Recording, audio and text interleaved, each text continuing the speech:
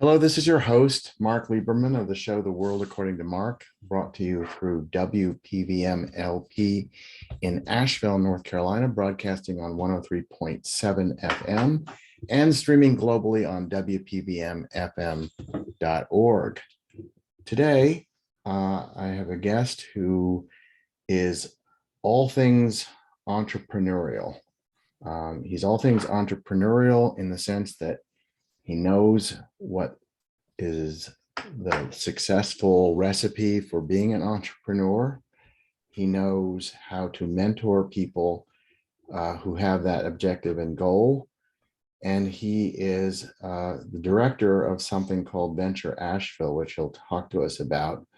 But he's also with the Chamber of Commerce in Asheville, North Carolina.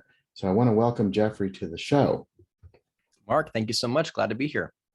So Jeffrey, I had read an article indicating that there were awards that were bestowed upon 15 of the fastest growing startups, if I have that correct.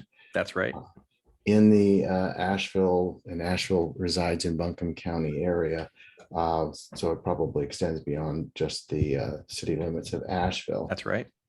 And I had never heard of it because that's probably because I had my head buried in the sand. And it was interesting because I think people who live in Asheville and people who hear about Asheville, they think the Biltmore Inn, Sure, beer, music, and acute liberalism. Is that acute or acute liberalism? Well, however you want to take it. It's actually, I would say it's both. Yeah. So that's what I hear. That's what we read. Sure. And then there's a steady drumbeat about how there aren't diverse businesses in Asheville and everything centers around hospitality. Right. And there's some issues there, but there's always a sort of a little woe is us concept. We're struggling with our own success in attracting visitors and retirees, but they just come in and they're freeloading and they're staying in hotels, driving up the cost of real estate, creating potholes. But I'm going to stop here because you actually have a fresh and factually based perspective on that. Through the job that you have. So start where you want. You might want to just tell us what Venture Asheville is and tell us about how that works with the Chamber of Commerce. And we'll go from there.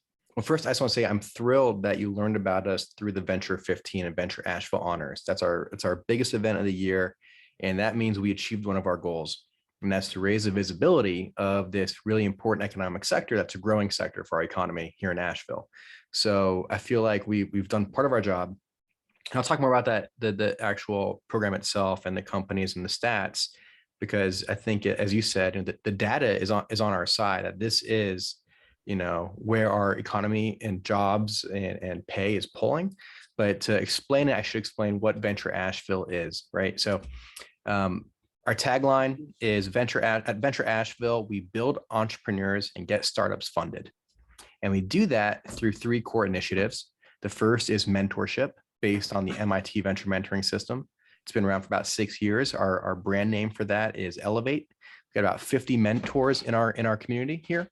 And we've had 70, 80 companies go through the program. I'm not going to bore you with too many stats, but I do want to share that while in our program, those companies have raised over $30 million. That's from angel and venture groups around the country, and created or earned $83 million just while in our program. So for example, like French Broad Chocolate was in our program for 2 years, 2.5 years. They graduated. So we don't track the revenue, the lifetime revenue of that venture. We only track it. So they're a piece of that $83 million going back, I guess, from 4 to 2 years ago when they were part of our program. So this, we get these vignettes into companies in their growth stages. That's how we exist.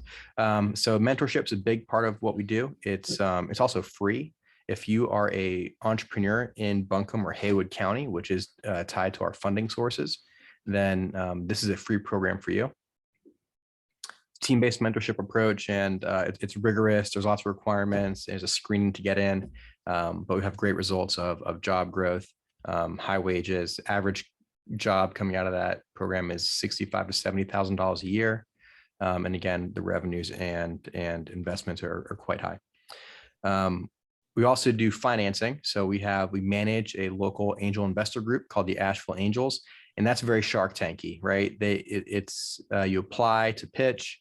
You go through a screening. If you make it through screening, you go to the local chapters. We're part of a network of chapters through Venture South, which is headquartered in Greenville. There's 14 chapters, 400 investors. We got about 20 based here in Asheville. And those folks are, almost exclusively wealthy retirees who come to our area and then want to stay active. So we do, as I think you said pretty eloquently and succinctly, retirees drive up the cost of living and add potholes to our roads. It's also an asset there of how much passive capital is deployed in our community through the dollars they spend and dollars they invest in growing the next generation of companies here. And the third thing we do outside of financing is programs and events, including a microgrant program. We do a fundraising road trip. The Venture 15 and Venture Asheville Honors is our big year-end event.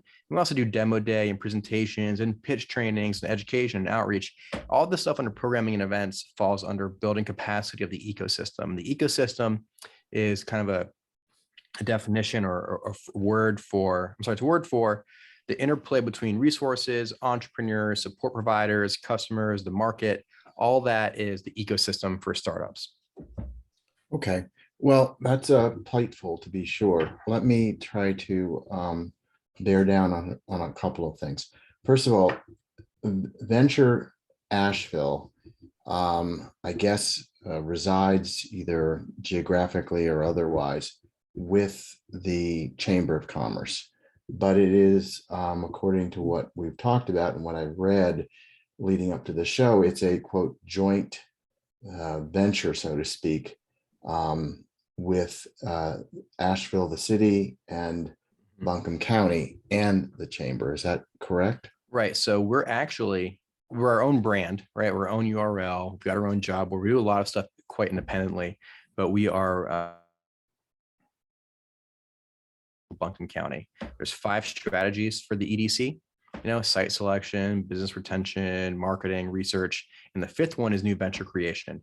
It's really important when we look at things, as important as it is to recruit companies to our area and keep companies here. It's also important to grow the next generation of headquartered companies, locally headquartered companies. So that's why we fit under the EDC. Now, the EDC is the public-private partnership between the city, the county, and the Chamber of Commerce. And so it's it's an open board, right, or public board. Anyone can come to a board meeting for open session. And it's the partnership with the Chamber of Commerce that appoints staff to the EDC, right? So, and I know it's a little complicated, but I tell people at the end of the day, my paycheck, says Asheville Area Chamber of Commerce. I'm appointed by the Chamber to staff the EDC. And under the EDC, we have this new venture creation, high growth startup track that we operate in. We lost your sound for a nanosecond or maybe longer, 3 nanoseconds. So what does EDC stand for? EDC is the Economic Development Coalition for Asheville-Buncombe County. Okay.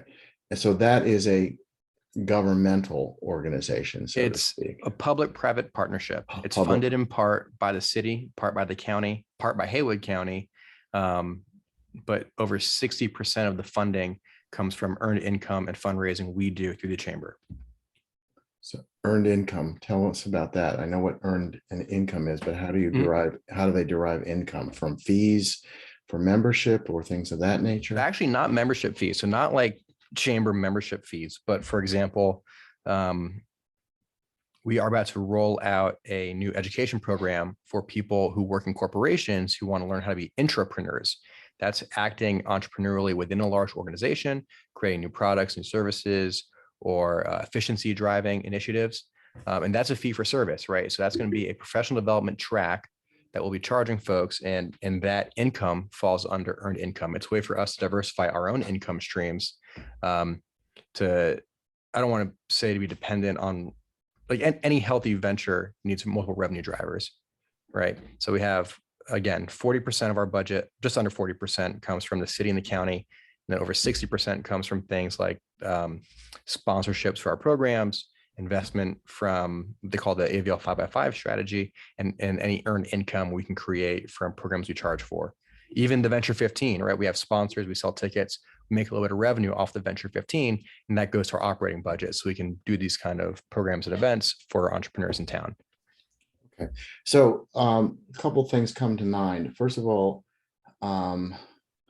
when most people hear the term Chamber of Commerce, or a lot of people, I'm not going to speak for the masses, they think of, I think of a stodgy group of older, not stereotyping here, white guys sitting around a room, and their concern is primarily, how do we bring more companies down here? We're not really, it's all about the money. We want to support the business community, and that, I'm guessing, was not an inaccurate portrayal of chambers in the past.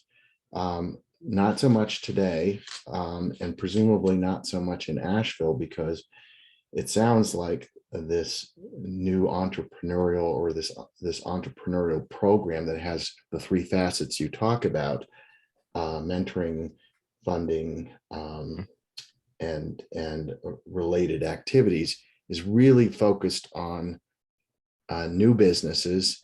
And they don't have to be coming from somewhere else. They could just be people locally who did something else with their lives and decided that they wanted to do their own thing. So I guess, am I understanding it correctly, that what people may have perceived about the chamber is not really what the main source of activity is for the chamber these days? Yeah, so as a startup person who have a master's degree in entrepreneurship, I've worked with a bunch of tech startups, I've worked in different tech towns. I've never once been involved with the Chamber of Commerce until coming here.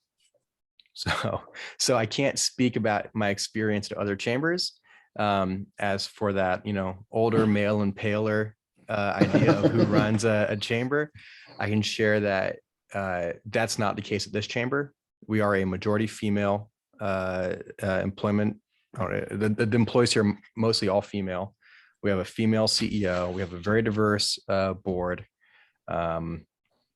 Yeah, so that older, male and pale thing is not the reality here, for sure. That's an old song anyhow, whiter shade of pale, I think. But in any event, which could also be a beer. So let me again ask you sort of in a different way. Asheville again has this image. Images aren't always true, but they're also frequently half true, or maybe even false. People, again, the dominant employment that people see if they go to downtown Asheville, sure, they see stores, they see restaurants, they see hotels. They see that before COVID, at least, a lot of younger folks who are employed as servers or front-facing retail clerks. And then we have COVID hit, and now some of those businesses are struggling. Some of them have gone out of business. And one of the big reasons that is being cited is not so much the lack of customer traffic, but the folks that used to do that sort of stuff. The labor shortage. Yeah. Labor shortage. Yeah, they totally. They don't want to do it. So the question is, where are they going? But that's, again, we can dig into the weeds a bit, because I think it's interesting to figure out what really is going on behind the scenes, that you have this drive of essentially of a lot of creative people. I don't mean necessarily artistically creative, but creative people who want to do, again, for want of a better phrase, their own thing. I think our downtown is really tiny. First of all, we have a very small downtown. In larger cities, you have the, not like a tourist district per se. I think that's not fair, but like the There's always a strip of bars, right? There's always like that entertainment, I should say entertainment district. There's always an entertainment district. There's always an innovation corridor or an innovation district. There's always a financial district, right? For larger cities. You don't see that in our downtown. I think again, because it's so small. It's all entertainment really downtown. It's not a whole lot of office space. You've got the federal building, right? You've got the courthouses, the city, municipality buildings, but you don't have a lot of that happening. Just on the very edge of downtown at 45 South French Broad. So in between the federal building and Aston Park and the Housing Authority is a building called the Hatch, right? At the Hatch, there's 40,000 square feet of startup space. And right now it's 12,000. It's tripling in square footage at the moment. It's literally under construction right now. Charlie Ball is a landowner. I'm on the board of the nonprofit in that building. And that's where we're actually trying to make a dent in downtown to make it a much more startup friendly, co-working. There's a coffee shop, a Thai restaurant. We want this to be a real hub of activity for startups, for people to who want to be downtown because they like going to great restaurants for lunch and like being in the amenities and like the vibrancy that downtown offers, which is, I think, there's so much of it, and it hasn't gone away with COVID, and it hasn't gone away with more tourists. But they still want to be able to sit and focus, put your heads down. And so I think that's the benefit of having the Hatch building right there at the edge of downtown. Now, what you see, right, is depending on what metric you're using, 15 to 30%, and anyone getting this, of our economy, of our jobs in the labor space is in hospitality and leisure or retail. If you add retail, you get close to 25, 30%. That's not necessarily a bad thing, but you see those salaries are typically lower than the living wage or the average county wage. So the average county wage or city wage or the median is $41,000 a year, right? So you're looking at what, 20-ish, about 2050 an hour to hit that $41,000 a year. Right, living wage release this morning, the new hourly wage to be living wage is $17.70, I think. And that comes out to like $36,000 a year. So even that living wage isn't at the median income for our county. So I want to bring that up, and I want to see that for the next part of the conversation, that I think hospitality and leisure and retail, it's an unfair amount of criticism for low wages. That's not totally rooted in reality. It's rooted in perception, right? You see a lot of these jobs. You see the hiring signs more for those jobs, and they're perceived at having low wages and less benefits, more transient work. When in fact, if you had a job as a server at the Grove Park Inn, you're going to get full benefits. You're going to get retirement. You're going to have insurance. You're going to clear $70,000 to $100,000 a year at working at the Grove Park Inn, right? So obviously it's a hard job to get, but that's a career. Those employees are there for years. Those employees buy homes. Those employees buy cars. They send their kids to school. I think that when you look at broadly where a lot of our low wages are coming from, they're coming from like the Asheville City Schools, which is one of our largest employers in the community. And I just pulled up the 2021, the most recent salary sheet. If you were a teacher today, you would start at $35,000 a year. And if you had 25 years of experience, every year that you kind of step up a little bit of your salary, you get slight increases. If you were a teacher for 25 years, your max salary is going to be $57,500. There's a big gap between 15 and 24 years where you max out at 55,000. So where's the career trajectory there? Where is the opportunities for upper mobility for someone who's doing a public service, like being a teacher? And we should be putting more focus and energy in other sectors. It's just so easy to make a punching bag out of leisure and hospitality, again, because it's such a large number of jobs, but it's unfairly getting a share of the spotlight. Whereas if you worked in a Grove Park Inn or an A-Loft, one of the McKibben properties, and these large Vertel Hospitality Group, which has 6 or 7 hotels now all across the county and the region, you could start, in a low wage job for sure as a bellhop or a valet. But you work to the front desk, you can work to become a manager, you can work to run a department, you can work up to being a GM of one or several hotels. So yeah, you're going to start at a low wage in this, essentially, it's like light labor, but there is a career trajectory and a career path that you don't see in other industries. So I think that's important to remember as well. So let me reintroduce. That's Jeffrey Kaplan, my guest today. He is the director of Venture Asheville, which is a public-private enterprise that ties into the Asheville Chamber of Commerce and also to the city of Asheville and Buncombe County. And you have an education and also practical experience in entrepreneurialism, if there is an ism there. And you're basically talking about a trajectory of sorts, upward trajectory for this area of businesses who are starting up. And you've talked about early in the show when we first started about how Venture Asheville is trying to move these businesses in the right direction.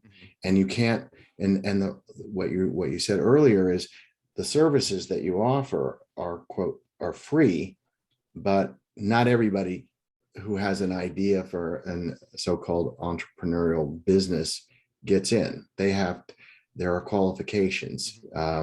You have selections are made.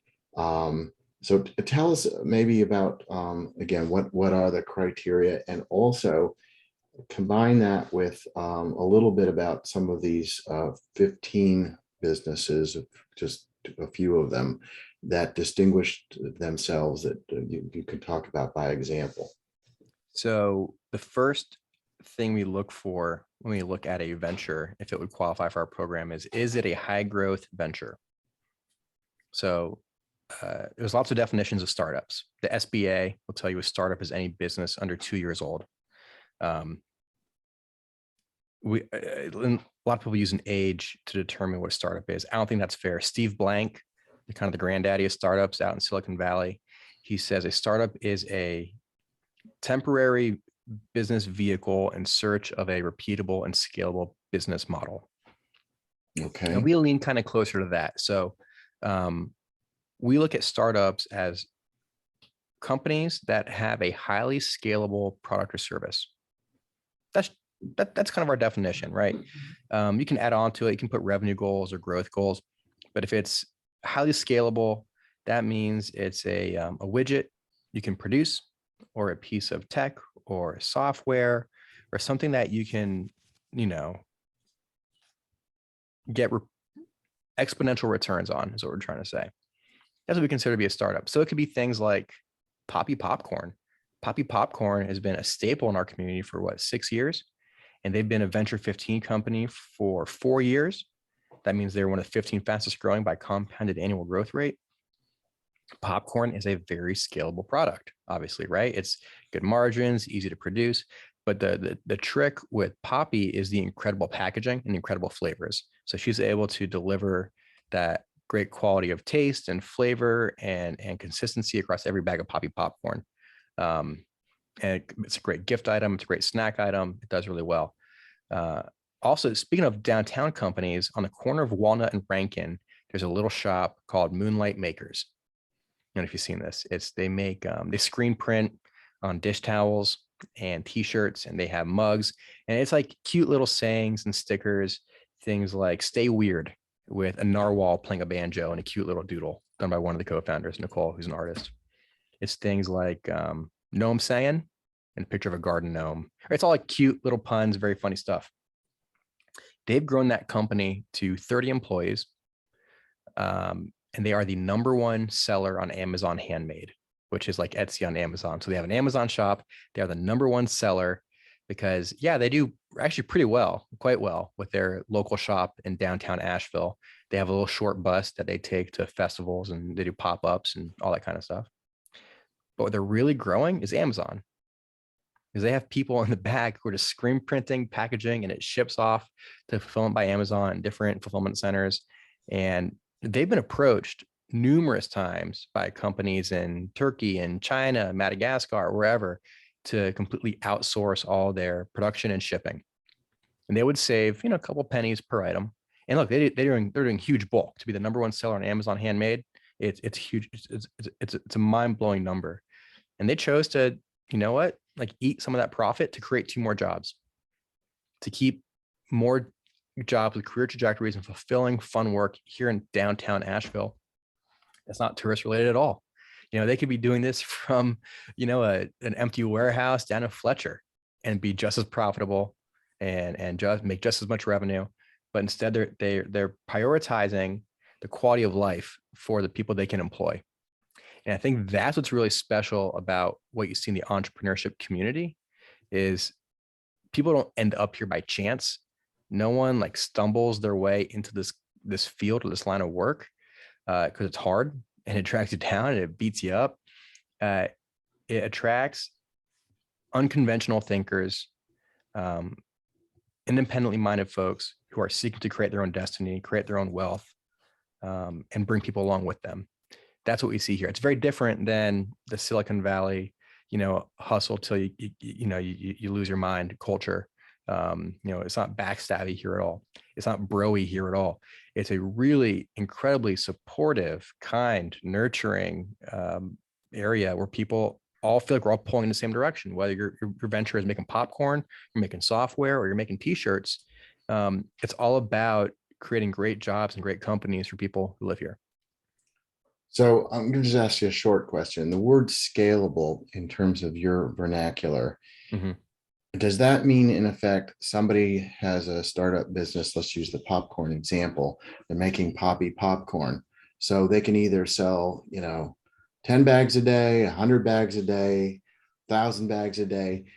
Scalable means you can start at a certain level with a certain number of employees and a certain number of machines.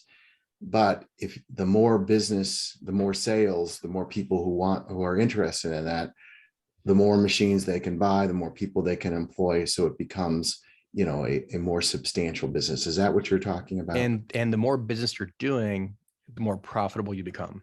Okay. So what I mean by that is it decouples revenue and expenses. Okay. Services companies are really hard to scale because at the end of the day, you're only selling your time. Right. So you have a margin, you put a price on your time. Like lawyers, for example, lawyers don't scale. Right. And no, we don't know how, we don't know how to scale. As an attorney, with 30 something years as an attorney in the SEC. Right. You can bill for your time, but there's no product there. It's a service, right? In exchange for my time to look at your contract or give you guidance, this is the fee. I can't make more of you. You can only charge more for your time as your time gets more and more valuable and more scarce. That's not really scalable, right? You can make a great living as an individual or even a firm, but there's also typically no acquisition event. There's no valuation other than what you see. You don't have that with tech, for example. If you make an app, you write the code one time. No matter how many times you sell it, we're not, especially because we're not on CD-ROMs or anything, right? You put an app in the cloud or you download it to your machine. What does it cost me to make that? Right? Just the time it took to develop the code, and I can sell it as many times as I possibly can. Right? So that it's a one-time fixed cost versus variable cost business, and the revenue potential is unlimited. That's very scalable. Okay. These moving to a different topic that you broached earlier, there were three legs to the stool, so to speak, for Venture Asheville. Let me go back to Elevate Asheville.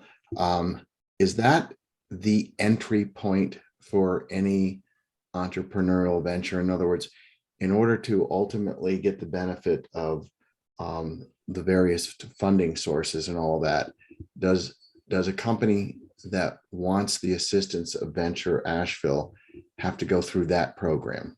It's a great question, and it's misleading because it's typically not your entry point. Okay. So I should mention it. In addition to being a highly scalable product or venture, other requirements are that you are a full-time founder. So these are not people doing side hustles. This is not, you're a server during the day and nights and weekends are building your dream job, your dream company. It's not for that. It's people who are full-time in this. And again, in the geography, they have to be in our county to qualify.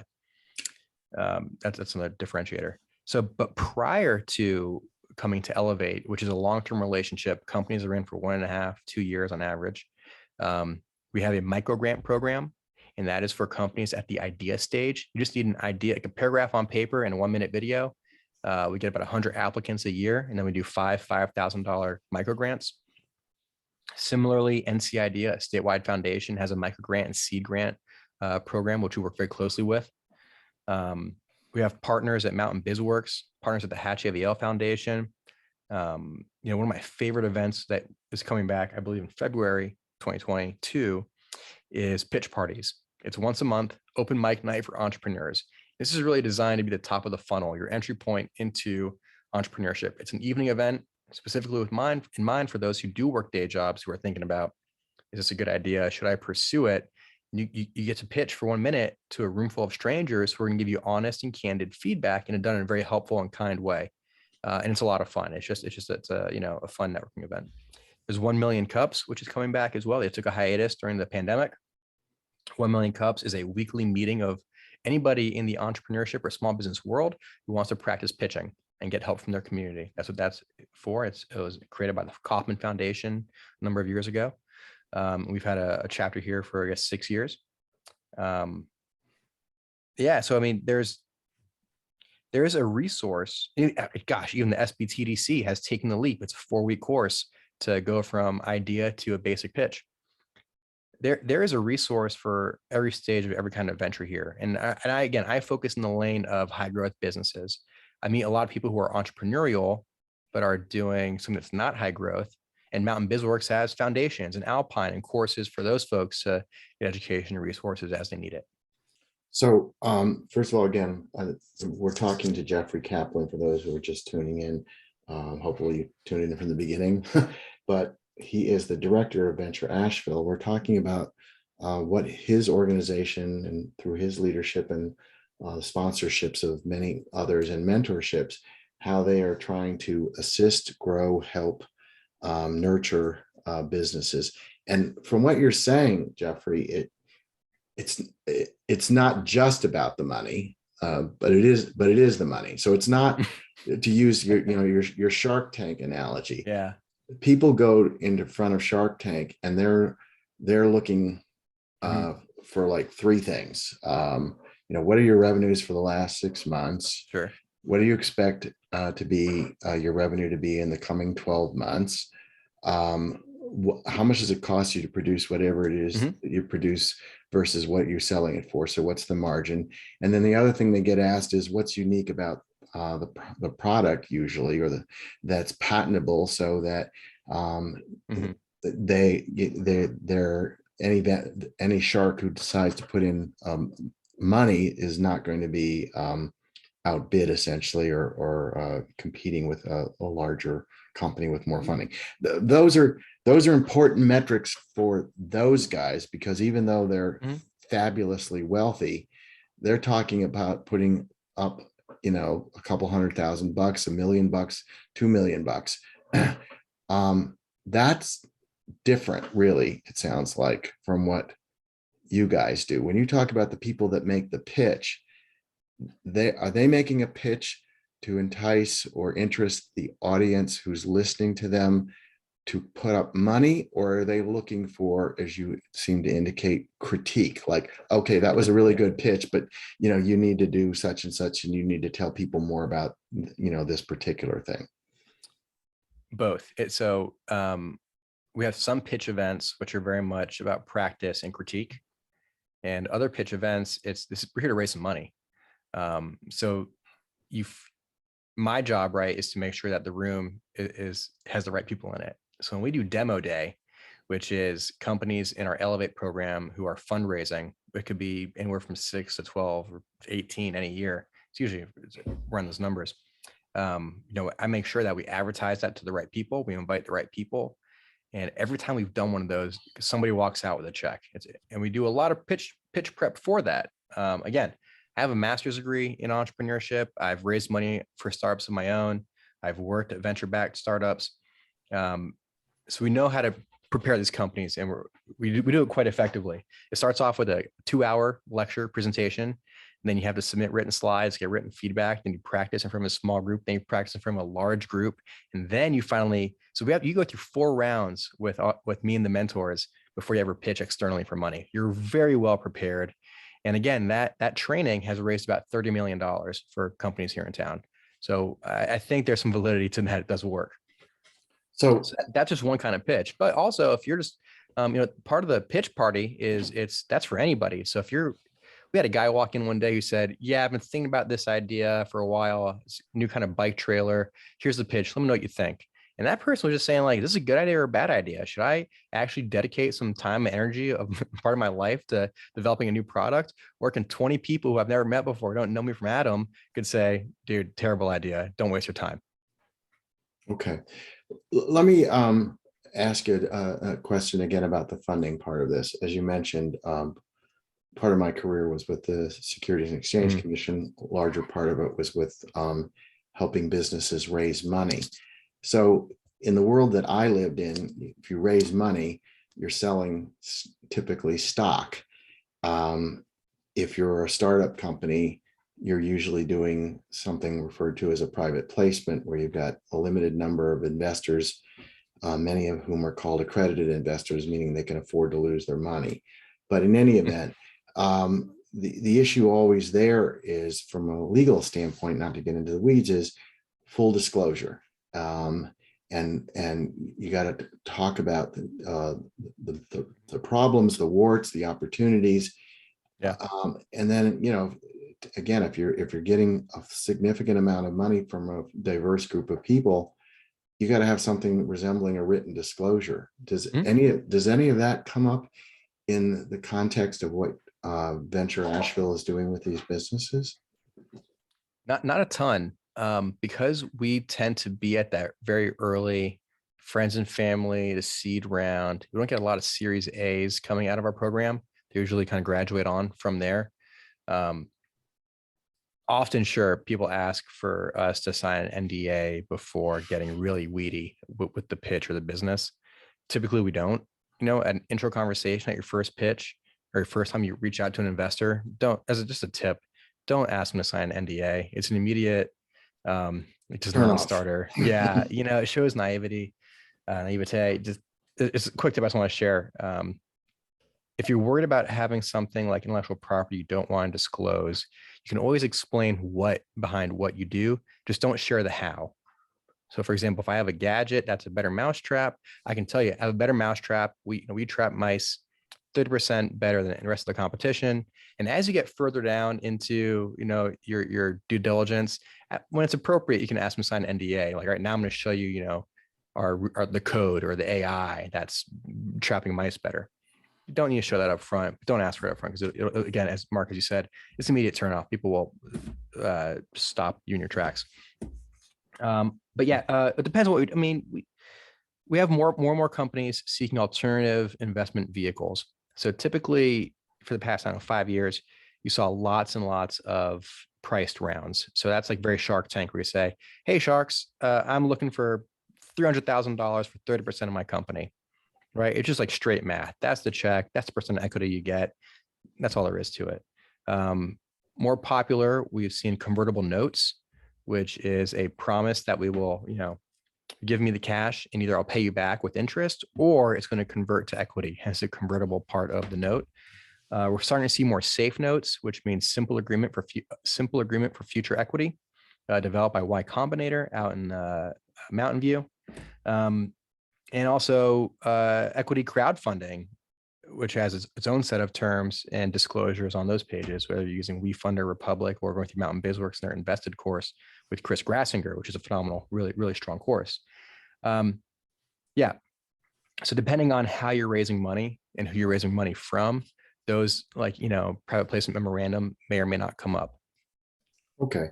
So, but it sounds like your Venture Asheville and the programs they offer have to be very adaptable, because you've got a diverse group of people who are seeking to get into business. As you said, while, optimally speaking, people are not necessarily going to invest in a guy who's got a full-time job working 40 hours a week and only can devote 10 to 12 hours a week doing something. But you probably have people who are in that category who aren't ready to cut the ties with their primary source of income until they see that there really is potential. So, can do people get can people join up at whatever level, whether it's Elevate or some of your mentoring classes or these pitching? Can somebody go in and say, I have an idea, I have a full-time job, I don't know anything about running a business, I just know about this thing that I created that I think should work. Maybe it's the bicycle thing you were talking about, but in any event, I have this thing. And can they then go through a process of pitching it, getting critique, getting feedback, but also getting some harder core education about how to turn their bubble idea into something tangible, real, that can actually be the basis for a business? Yeah, Mark, I wish we had something like that at Venture Asheville, but then again, I don't. Honestly, I feel like we can't boil the ocean, right? We can't do everything for every kind of entrepreneur. So we focus on the high growth lane. But I keep 3 hours of my week open on my calendar. It's on Calendly. Anyone can sign up for 30 minutes of my time and hear where you are, and I'll make recommendations or introductions as much as I can. So for folks like that who say I have like zero business background, but I know this thing could be a big business, or maybe it's not a big business, say, hey, I've always wanted to open up a brewery. I think they're great. I'm going to go to a quiet part of town. There aren't breweries, open a brewery. I would say, that's awesome. I cannot help you. We rarely work with breweries. However, let me introduce you to the folks at the AB Tech Small Business Center and their fermentation program. They have an incredible track record and resources and education to help you do that. So a big part of my job is just connecting folks within the ecosystem, whether it's through us or one of our partners, where they can get that kind of guidance and feedback. Supportedly.com is a great program through the community colleges across all Western Carolina, where you can find those very fundamental small business resources, how to start a business, how to do customer discovery interviews, how to get your first sale. There's some really great content on there. There's also, again, NC Idea Foundation is a statewide foundation designed to supporting entrepreneurs at all levels. They have an accelerator for people at that very beginning level, where it's, you have an idea, how do you make a pitch, and how do you even start talking to people about your idea? Yeah, we're a little further upstream, but again, that doesn't mean that there's not those resources in the community. We have a great map on our website under the startup resources. It's like a flow chart. It looks like chutes and ladders. You can say, I want networking, I want support, I want funding, and you follow kind of the flow chart of yes, no's, and it directs you to a resource that's available to you. So for these people who have an idea and maybe the kernel of a concept, but are still relatively novice, what is the best way for them to plug in? I mean, you've got 3 hours a week, but you've got probably a ton of people that would like to, access your mind. Is it to go on to the websites that are going to Venture Asheville, going to the Chamber, whatever? Where do people go and what will they see? First, let me mention, actually, we do have one program I should talk more about, and that's our micro grant program. And that specifically creates an equity initiative to help people who have no savings, who are part-time founders, who want to quit their jobs, to give them $5,000 to do that. And no, we don't expect people to quit their jobs, but with that $5,000, they don't have much in your savings account. They don't have a network. They don't know investors. This puts a spotlight on those companies that everyone's going to know. You're going to be covered in the press, and you have $5,000. And that the main question we ask in your application is, how does $5,000 impact your business? We kind of want to see, how do you turn 5,000 into 10,000 or 15,000 or $50,000? Can you show us that? So we had a woman who applied and won $5,000, and she needed that to get samples of her product to send to national distributors. This is a food product. With those samples, she bought with the funding we gave her. And again, this is a grant, non-dilutive. We want nothing back. You could fail. That's okay. We just want to know how you're doing. Anyway, she got into like 2 national grocery chains from the samples we gave her, right? So, or because of the samples she created with the funding we gave her. That's a really good example of someone who was a part-time founder who was looking to take a leap, and $5,000 gave her all the confidence and support she needed to go much further from the idea stage to being a full-time venture. On our website, ventureasheville.com, you'll find that startup resource map. You'll find other resources. You'll find stories of other entrepreneurs. I believe the county is working on a very similar, and we're partnering with them on a kind of landing page for small business resources. The Asheville Chamber and the EDC, again, those sites are full of resources and who to connect with. But if you were an entrepreneur, actually even an aspiring entrepreneur, if you're like, man, this job sucks, I want to do my own thing, I would say go to a pitch party, go to 1 Million Cups. Even if you don't know what kind of business you want to start, you're going to find like-minded people who want to start businesses, who are seeking that kind of, craving that independence, that, the ability to create your own destiny. And just being around like-minded people is going to start pushing you in the right direction. So again, Jeffrey Kaplan, director of Venture Asheville, talking about budding entrepreneurs, people who have ideas, people who maybe have a startup business, but they want to expand. And there's a wealth of information, as it turns out, and opportunities for people to get critiqued, to get training, to get a no strings attached in terms of ultimate success from a so-called micro grant.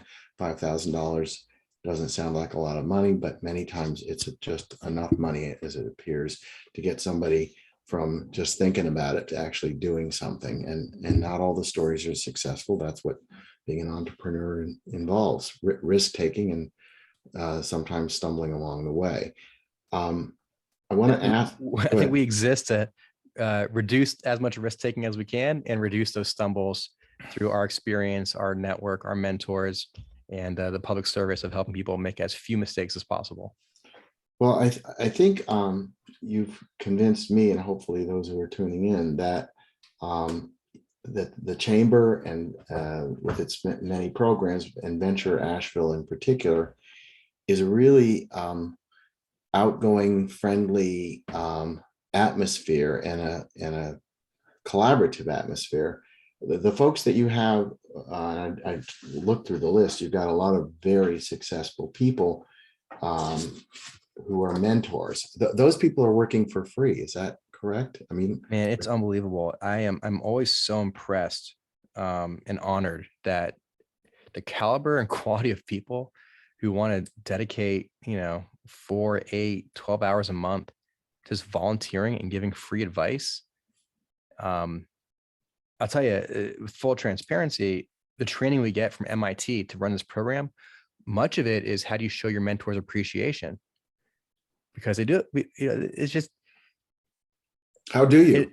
There's the question. Right, good question. I know. So one of the things we do is you can't say thank you enough. And we encourage our founders, the entrepreneurs working with these mentors, to always share appreciation. We do surprise things like this vest I'm wearing. If you're watching, we had these really high quality vests from Spider made with our logo on them. And there's 2 ways you can get one, or 3 ways really. You can be staff, like I have one. You can be a founder, and when you hit $1 million in lifetime revenue, you earn a vest, like a green jacket or something. And our mentors, when you've hit 4 years in the program, you get a vest too. So it adds like a seniority, kind of something like that. Other ways we do it, MIT, they have this like the most unbelievable spread when you go there for their meetings. I mean, like it's their catering budget is off the charts. We do a lot of stuff like that too, right? I want to make sure that they're feeling good and appreciated. We do a lot of happy hours, a lot of social stuff. We've walked that back some, but we find that our mentors are really seeking fulfillment through knowing they're helping ventures. So we do a lot of personality matching to make sure, and skill matching, that the mentor on the team with the founder, it's a good relationship and they get a lot of social equity capital out of that. The mentors like hanging out with each other. So it's a really good place to land if you are looking to meet people and you're in that, not even all retirees, mostly retirees, but you're new to the area and you've got some skills and maybe you don't need to work full time because you've done well, but you want to give back and get to know people in the space. Mentoring is a fantastic route to do that. And I should be clear that it's probably harder to become a mentor than a founder in our program. The screening is a much higher quality because to do our program well, there can be 0 potential conflicts.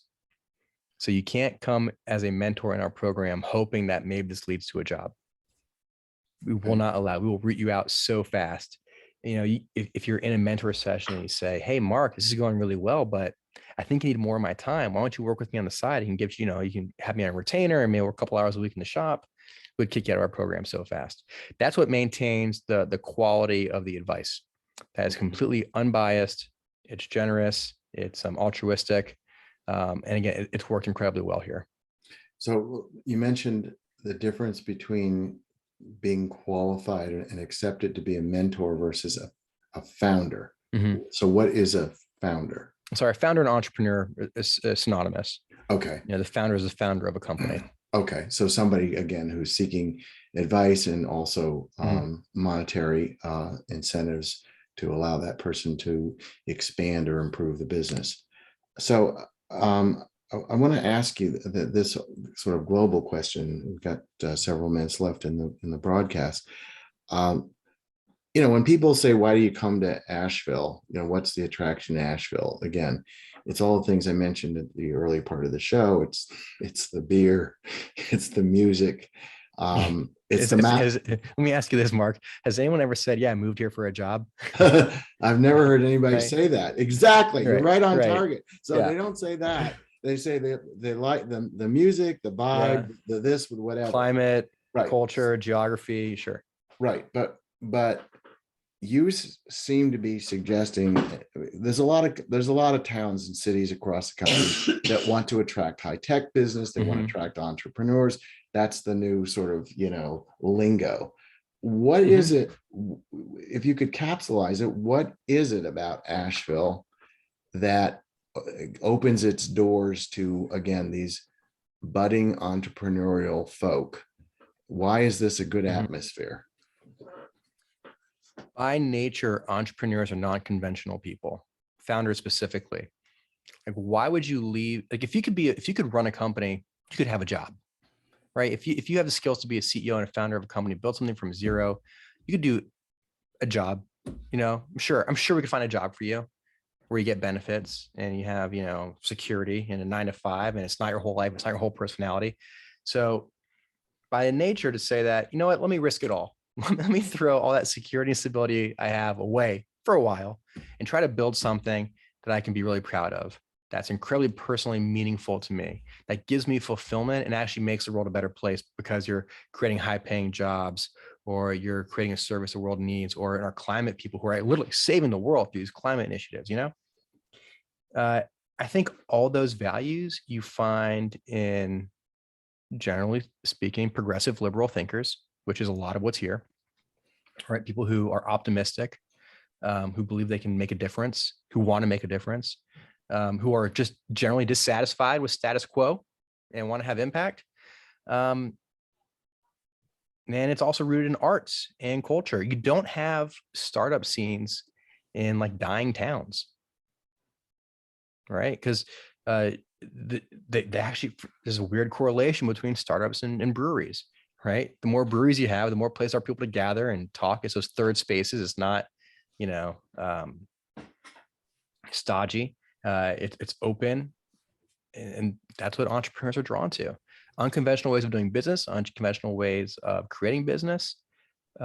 Typically, you have to have an unconventional way to see the world as an entrepreneur. You have to have a different kind of mindset, and that's what allows you to see opportunities others don't. Again, that's in the people who are artsy and creative and who love going camping and the van life, like all that stuff, all those quirks that make Asheville interesting and fun are synonymous with being an entrepreneur.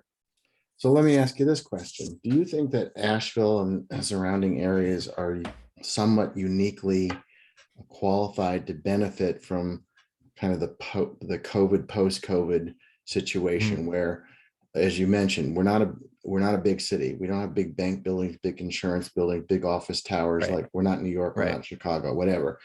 And now, everybody's like half in or half out, or sometimes in lockdown or sometimes not. They're working virtually. They're working at home. They're doing, they're having Zoom meetings.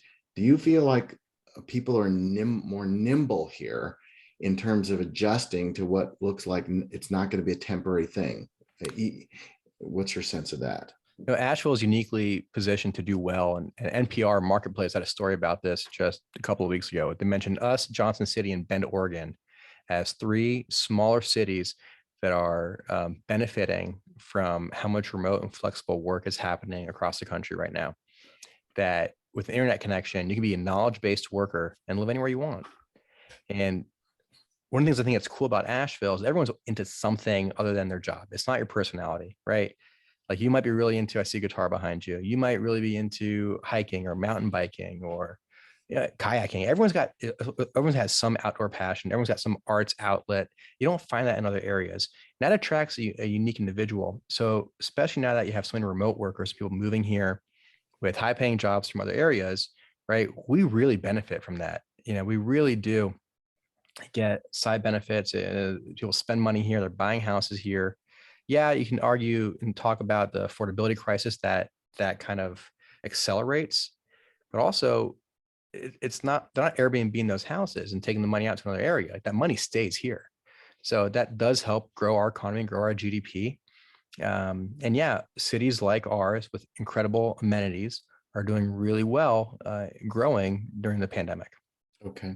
So we just have a few minutes left. I just wanted to mention one thing that we talked about before you did this interview. One of the big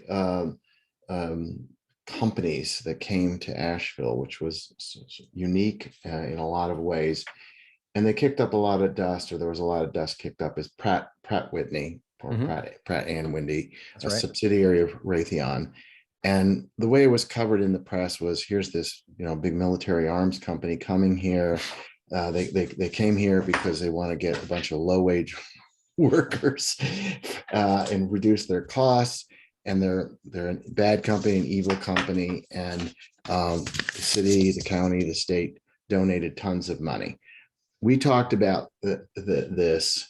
And you had a different perspective. I want to give you an opportunity in just the last couple of minutes here. Sure. To give a different sense of that. Yeah. So where to begin? To consider Pratt and Whitney a subsidiary of an arms manufacturer is so misleading and unfair to the work that happens at Pratt and Whitney. So let's just describe what's happening in that factory. They're called Industry 4.0. It's incredibly high tech. It's IoT, it's sensors, it's becoming a national center of how to build a future clean factory.